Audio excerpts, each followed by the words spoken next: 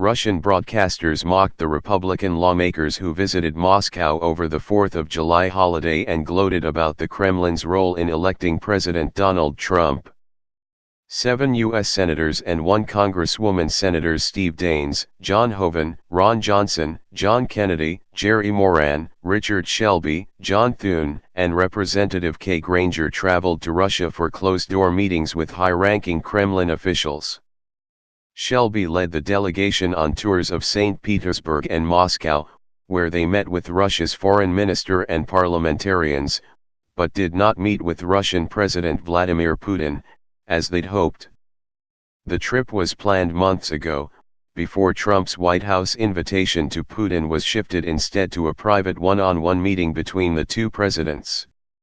"We know that we need a new beginning, that we can go over recriminations on both sides for days in," Shelby said at the Federation Council, Russia's upper house of parliament.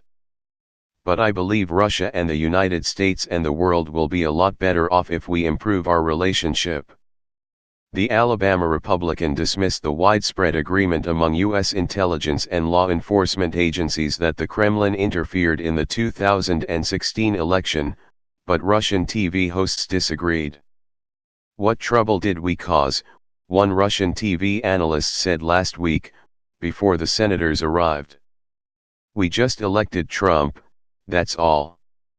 The GOP lawmakers started their trip last weekend in St. Petersburg, where they were welcomed by Governor Georgy Poltavchenko, a former KGB officer and Putin ally, and then met Lavrov and former Russian ambassador Sergei Kislyak, whose contacts with Trump campaign officials ahead of the election have been eyed by special counsel Robert Mueller.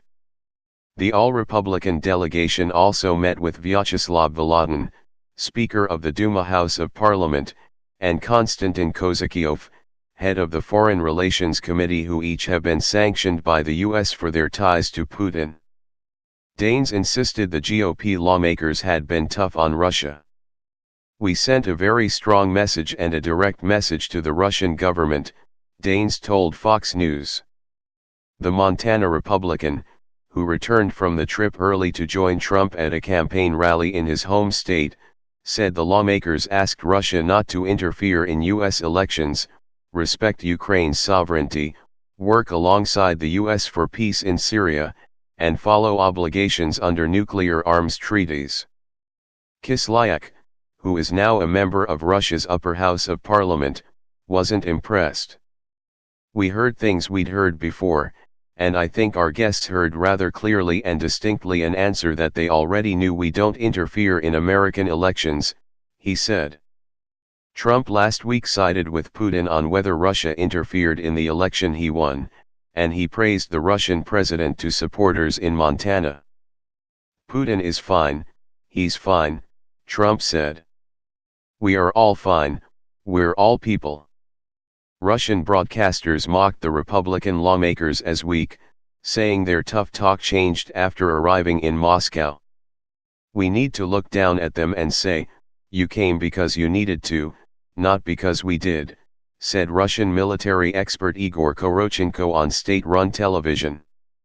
Duma member Vyacheslav Nikhanov said the meeting with the Republican lawmakers was one of the easiest ones in my life.